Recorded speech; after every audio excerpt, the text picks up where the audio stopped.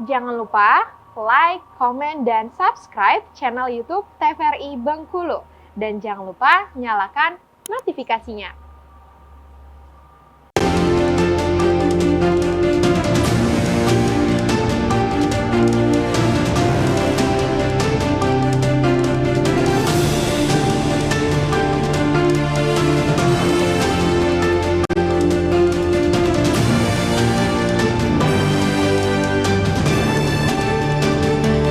Terima kasih pemirsa TVRI Bengkulu, masih bersama saya Afriko Zuhri. Kembali Anda menyaksikan program acara Berendo dalam tema rehabilitasi hutan dan lahan.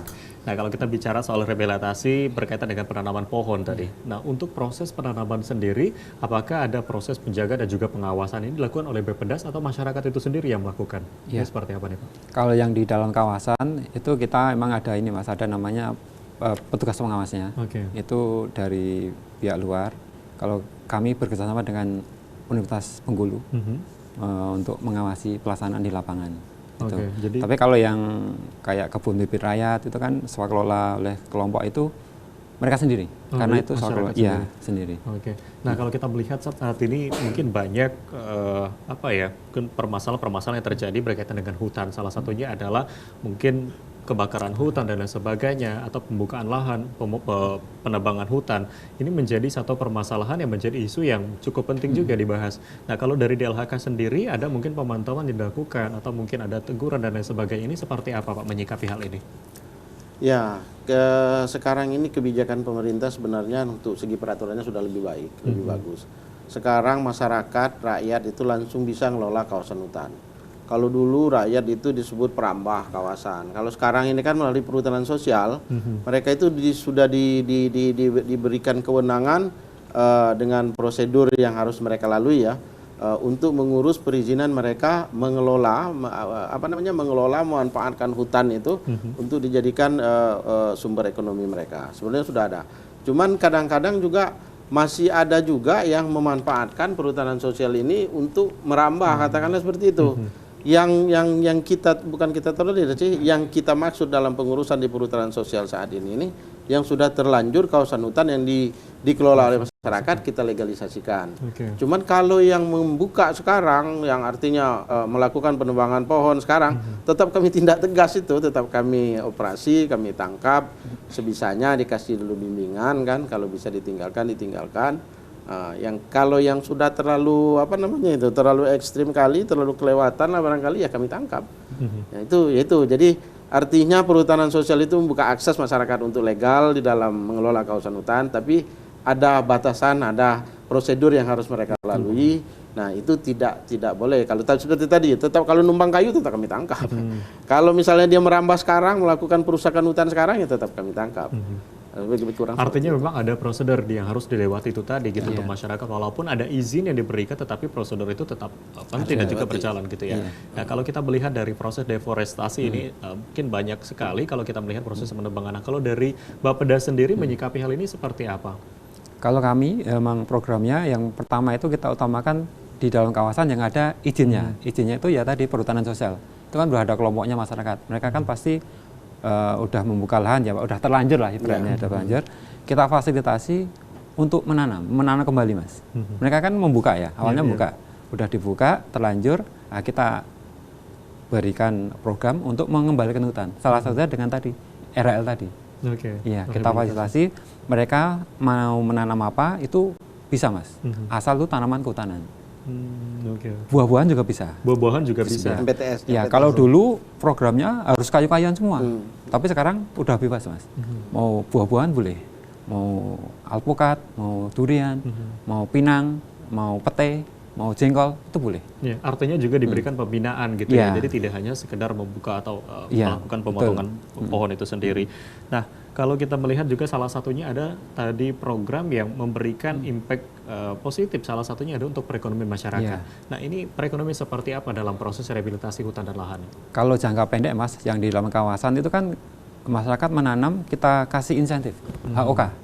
Itu upah untuk membuat lubang tanam, upah menanam, memelihara, itu kita kasih insentif. Kemudian jangka panjangnya, mereka kan bisa memetik hasil hutannya. Untuk mereka, itu untuk mereka dijual menambah perekonomian mereka itu. Itu salah satunya dari bibit Iya. produktif itu tadi, mungkin yang untuk Iya. buah-buahan dan lain Betul. sebagainya. Iya. Nah, kalau dari dukungan dari DLHK sendiri, adakah bentuk sosialisasi atau pendampingan yang diberikan kepada masyarakat terkait bagaimana kita menjaga lingkungan dan sebagainya? Ini seperti apa, Pak? Ya, dukungan lebih ke apa ya, sosialisasi apa namanya, untuk pelaksanaan kebun bibit rakyat, KBR ya Pak ya, Iya. KBR ataupun misalnya kalau dulu hutan rakyat, hutan tanaman rakyat, HTR, Iya. hutan tanaman rakyat itu ininya hutan rakyat. Kalau saya masih di Tapsel dulu, masih di dinas di Tapsel dulu, namanya hutan rakyat. Kalau hutan rakyat itu dia di dalam di luar kawasan hutan, masyarakat nanam, kita kasih bantuan karet, bibit karet produktif, karet okulasi. Itu 75%, 25%-nya kayu. Iya. Kalau program kami dulu seperti itu. Kalau masih ada dana dari APBD dulu, dari DBHDR dulu itu kami arahkan ke situ kalau dia di luar kawasan hutan. Oke. Laporannya seperti Nah, kalau sejauh ini kan kalau kita melihat banyak juga lahan khususnya di wilayah Bengkulu gitu ya yang dilakukan proses perambahan atau penebangan hutan yang akhirnya ditanami dengan pohon sawit. Ini seperti apa sih Pak melihat hal ini? Kalau sawit harusnya tidak boleh kalau di dalam kawasan hutan. Itu kan udah ada alokasi sendiri, udah punya HGU ya Pak sebenarnya. Ya. Itu kalau di kawasan hutan nggak boleh. Oke. Iya. Jadi memang ada larangan di Ada situ ya larangan. sebetulnya Iya. kalau untuk dari hutan sendiri. Iya. Oke. Dari Bapeda sendiri untuk memberikan sosialisasi ke masyarakat. Nah, kalau sejauh ini melihat karena memang yang langsung turun ke lapangan gitu ya dari Bapeda sendiri. Bagaimana sih antusias masyarakat saat ini? Bagaimana kepedulian mereka terhadap lingkungan kita saat ini? Kalau antusias itu masyarakat antusias banget Mas. Dilihat dari proposal yang masuk ke kami itu tiap tahun banyak. Nah ini karena keterbatasan anggaran lah. Itu kita seleksi, kita ada verifikasi, kita kasih ranking. Nah, yang bagus, yang sesuai anggarannya ada, kita laksanakan. Tapi yang minta itu banyak sebenarnya. Kita kewalahan sebenarnya. Tapi karena anggarannya cuma terbatas ya Pak. Terbatas, ya. Nah itu, kita terbatas itu aja. Oke. Iya. Jadi ada beberapa cerita menarik juga berkaitan dengan penanaman pohon mangrove yang kemarin mungkin di salah satu wilayah di Bengkulu juga yang awalnya masyarakat ini menentang dengan ada proses penanaman mangrove di areanya, apalagi mungkin masyarakat yang berprofesi sebagai nelayan gitu ya. Tapi akhirnya masyarakat sekarang justru mendukung gitu dengan banyak penanaman pohon mangrove ini sendiri. Nah ini sejauh ini mungkin ada tantangan yang mungkin dihadapi mungkin dari Bapeda sendiri terkait dengan penanaman pohon yang ada di Bengkulu ini seperti apa nih Pak? Mungkin kalau mangrove Mas, itu tantangannya karena mungkin masyarakat belum paham aja. Kalau mangrove itu sebenarnya selain untuk menahan abrasi tadi, sebenarnya kalau ikan, udang, kepiting itu kan bertelurnya di mangrove. Iya. Selama ada mangrove, produksi ikan, kepiting, udang itu ada sebenarnya. Meningkat. Iya, benar. Itu belum paham juga mungkin masyarakatnya, itu aja. Ya mungkin karena masyarakat belum paham itu tadi, Iya. tapi dengan diberinya bimbingan dan lain sebagainya betul. ini menjadi masyarakat juga lebih paham. Oke.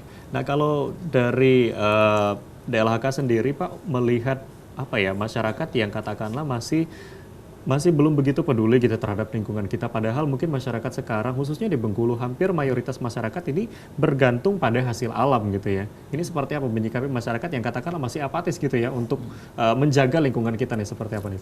Jadi sebenarnya begini, seperti kita melakukan rehabilitasi das atau reboisasi dulu dalam kawasan hutan, itu kalau kita menanam pohon atau menanam kayu, menanam bibit yang tidak mereka sukai, itu kita pergi, sudah kita tanam, kita pergi cabut, mereka dibuang. Nah jadi kita harus melakukan pendekatan, seperti itu ya, kita selalu melakukan pendekatan. Saya juga di kehutanan dulu seperti itu kan. Jadi keinginan masyarakat itu apa? Gitu. Mereka itu mau nanam apa? Iya, iya. Mereka mau durian, nah, kita kasih bibit durian. iya. Mau menanam alpukat, kasih bibit alpukat. Kalau kita kasih mahoni, mereka nggak mau tadi. Kita tanam mahoni, pulang kita cabutnya, buangnya. Karena Jadi proses manfaatnya. pendekatan itu tadi, Betul, jadi benar iya. mengetahui apa sih maunya dari masyarakat gitu ya. Iya. Kita akan break sejenak, nanti akan kita lanjutkan kembali. Baik pemirsa TVRI Bengkulu, jangan kemana-mana, kami akan kembali setelah jeda pariwara berikut ini, tetap di Brendo.